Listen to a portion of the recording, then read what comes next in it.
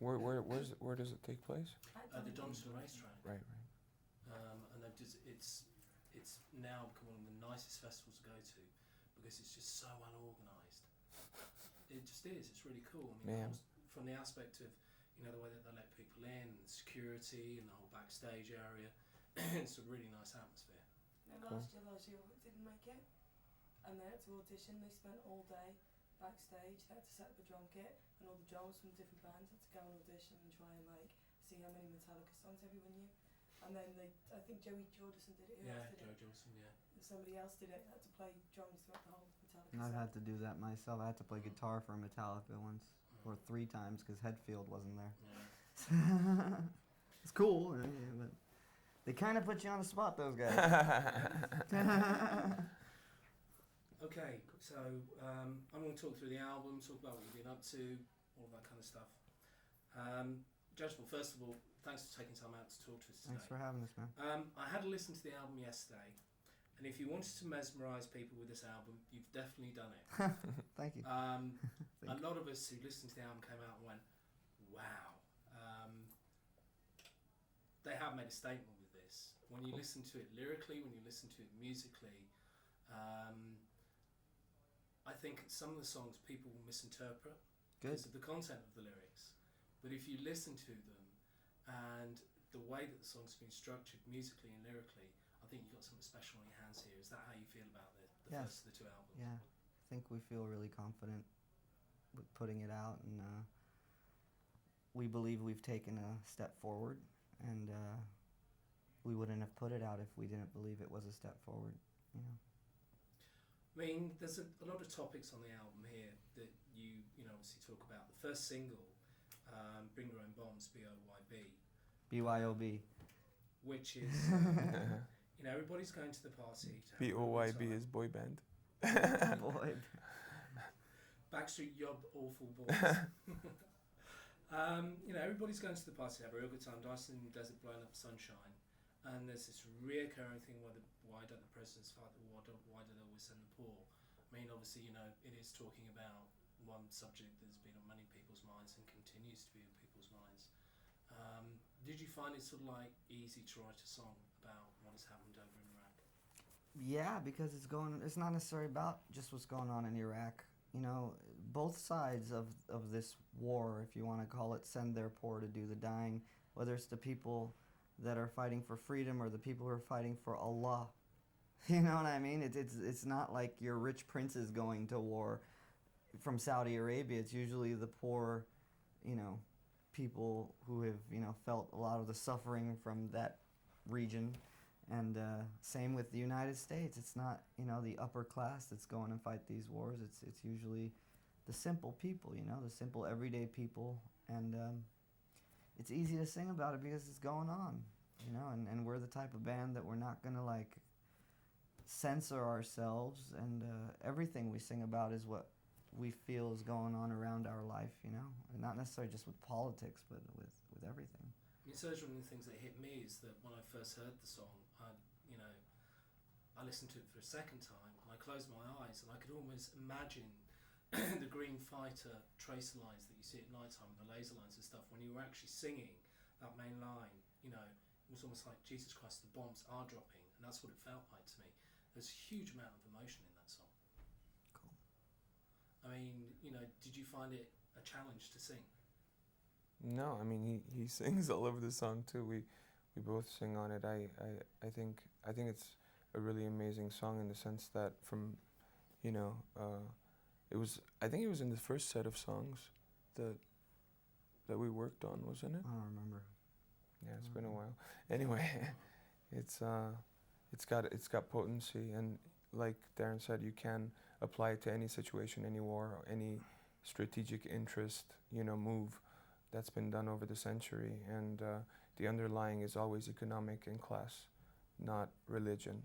Religion is the picture, or saving that country, whatever you want to call it, imperialism. It's just a picture. I mean, obviously talking about pictures, can you tell us what the video is like to accompany this first single?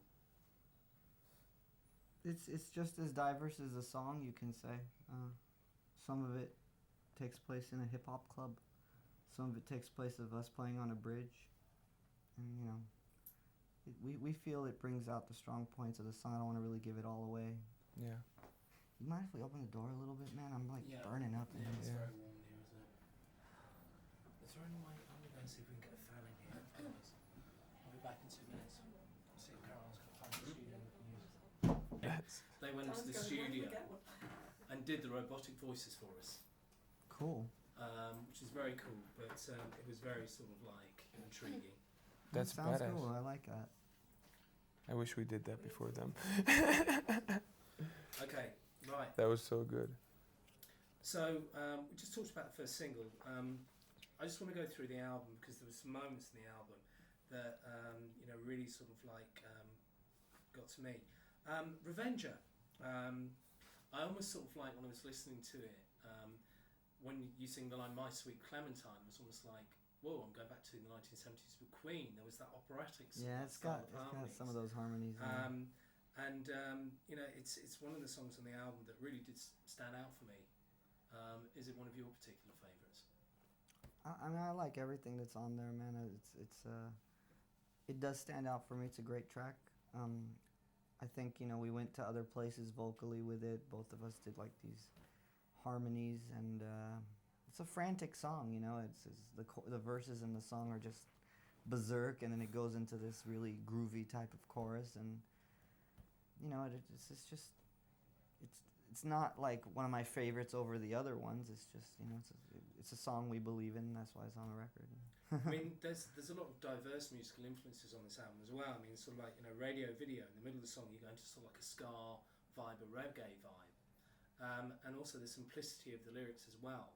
You know, I was talking to one of the guys who works for the Times, and he said, I just love it. He said, you just know that when they play this stuff live, because there's a lot of repetition, it's almost like, in a way, some of the songs came across as disturbing nursery rhymes. But it's you know, it's a very, very clever sort of like idea that you guys have got there. Thank you. Cigaro. Now I'm going to talk about that because I think that's one of the songs that people are going to misinterpret. But when I heard the first line, "My cock is much bigger than yours," I laughed. I thought, what are these guys on about? I'd be scared if you didn't. It's sort of like then you get the vibe and you know what you're actually talking about. And I think it's fair to say that does the song deal with an aspect of terrorism? It's more based around ego than it is terrorism, and I think that's, you know, ego and greed and you know, we use a lot of different symbols in our songs to talk about other things, you know, and this time I use my genitalia to explain. That a type of Does that sort of like sadden you in a way that there is, you know, people who still won't play this kind of stuff? we never thought they'd play any of it to Yeah, begin I mean, with. the fact that they play any of our stuff on the radio is Another one of the standout songs for me was actually, you know, Lost in Hollywood. And when you listen to it, I think it's one of the best songs that this album, you know, has got, and also one of the best songs that this band has written. Thank you. It's a classic. amazing. It really is. I think that's a viewpoint that you share as well. It stands out for me, I could say, but like I said, all the songs kind of stand out for me for what they are. But that song, I don't know, it stems a little bit from my past and from, you know, just it's not about a big topic. It's just kind of a personal thing for me, and I guess that's why I kind of connect to it a little bit. I was raised in Hollywood, and it's kind of, you know, for me, it's more about the people walking in the streets, random people. You know, sometimes I make up stories about people. You know, just imagine where they came from and where they're at, and you know, growing up in Hollywood, you know, that song kind of takes me back to my youth. Now going back to Youth, the song before that is old school Hollywood, and that is the funk. You know, it's the heavy attacking drums, the electronic voice, the heavy bass line. For those of us who don't know who Tony Danza, Frankie Avalon, and Jack Gilardi are, can you explain? I mean, I obviously know who Frankie Avalon is. He's a singer from way back. Tony Danza is, you know, a classic TV comedy. I had an interesting experience with those people, personally, and you know, it's kind of after I had that interesting experience with them, I just came home and wrote a song about it, I mean, I ended up on the same baseball team with those people, and that's true. And the whole experience was kind of like a surreal dream, and I just kind of came home and wrote about it. The lyrics of that song isn't my favorite part of the song as much as I think that song takes our band to a place musically that I don't think we've gone to before, with the synthesizers and the vocoder vocals and stuff like that. The lyrics are kind of silly compared to the music. I really like, because I think it just took our band somewhere else, a different sound for System.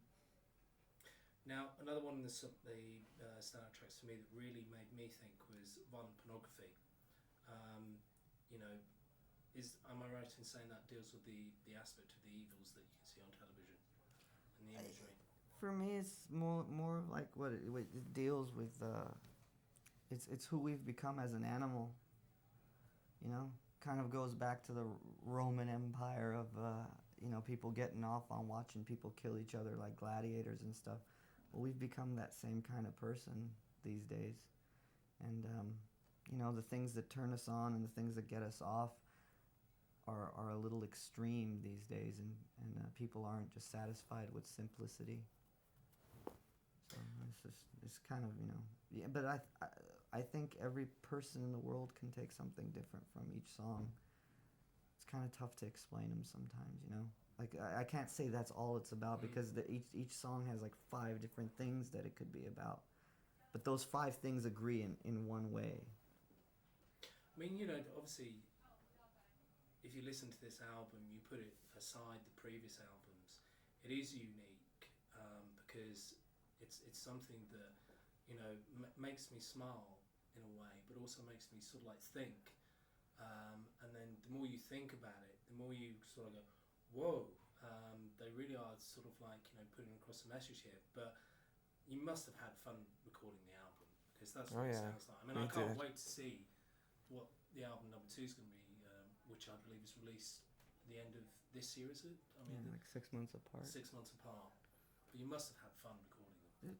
It was great, man. It was one process, so we it was one full. Different sounds, and if it wasn't fun, we didn't believe in what we were doing, we wouldn't do it. And we wanted to put out something that was a step away, or a step bigger, or a step more than where we came from. And as we were in the studio putting the songs together, I think we found that we were getting that, and that made it more exciting to go into the studio and actually put them on tracks and on tape, or on Pro Tools or whatever. So roll hard drive. I don't know, man. We're still having a good time. I'm looking. We're not playing too many of the songs live, but I'm looking forward to playing the songs live. Yeah. They're kind of fun to play. They're a little bit more technical, so as a musician, you're kind of Get more. off on it more. Yeah, you have a little bit more time to amuse yourself. Now, if this album left me mesmerised, will the next album we're going to hear in 6 months leave me hypnotised? Hopefully. I don't know. To ask that question, you must have already been hypnotized. Fair. One of the things that strikes me about this band is that I would say that you're very much chameleon-like in character. Ever-changing moods and colours. Is that a fair description? I think, you wake up in the morning and you have breakfast and you deal with a certain emotion and issue, and then later on you're dealing with whatever you're dealing with work-wise, or,